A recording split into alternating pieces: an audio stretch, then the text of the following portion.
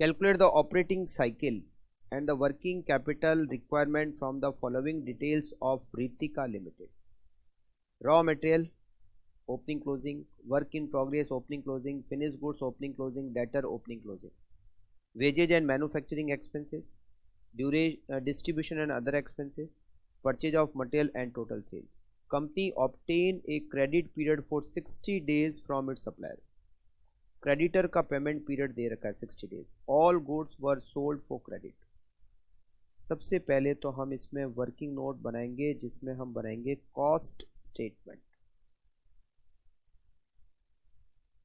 Cost statement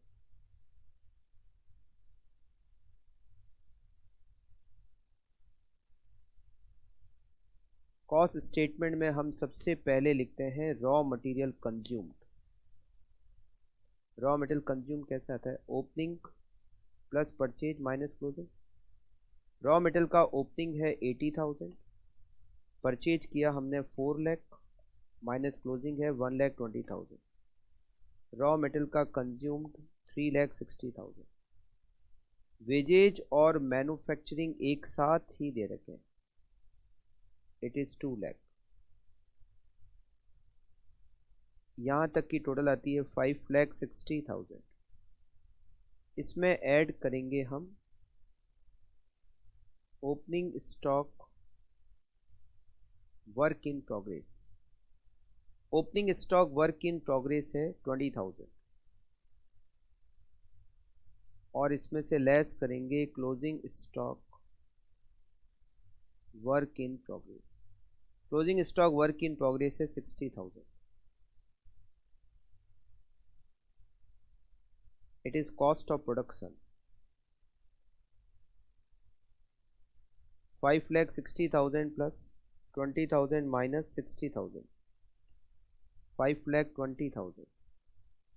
इसमें add करेंगे opening stock finish goods और लेस करेंगे closing stock finish goods. Opening stock finish goods दे रखा है हमें 60 और क्लोजिंग दे रखा है 60,000 और क्लोजिंग दे रखा है 20,000. इससे हमें मिलेगी cost of goods sold. Cost of goods sold 520 plus 60,000 minus 20,000 5,60,000 cost of goods sold. इसमें ऐड करेंगे डिस्ट्रीब्यूशन एक्सपेंसेस विच इज 40,000. तो हमें टोटल कॉस्ट मिल जाएगी. Total cost equals to 6 lakh.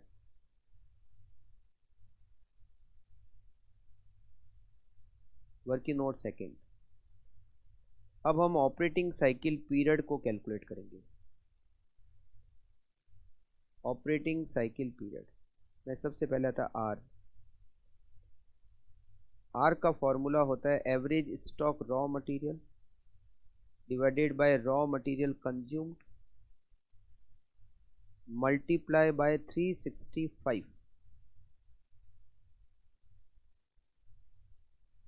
Raw material का ओपनिंग और क्लोजिंग दे रखा है, एवरेज होगा 1 लाख. रॉ मटेरियल कंज्यूम्ड हमने यहाँ कैलकुलेट किया 360 मल्टीप्लाई बाय 365 इक्वल्स टू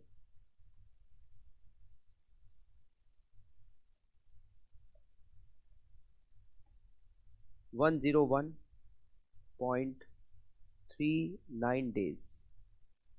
ये ऑपरेटिंग साइकिल पीरियड हम निकाल रहे हैं डेज में. फिर W average stock work in progress divided by cost of production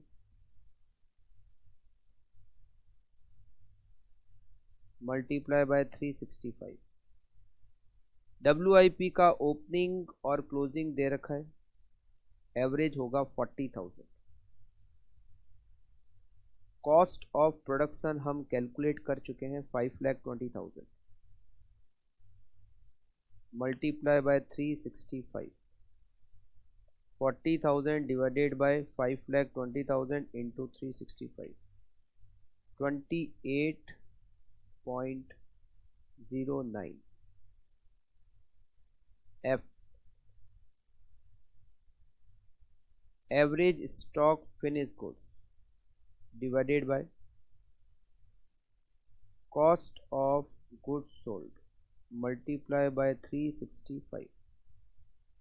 finish goods का ओपनिंग और क्लोजिंग 60 और 20 एवरेज किया तो 40,000. 40,000 divided by cost of goods sold हमें दे रखा है 560 मल्टीप्लाई बाय 365.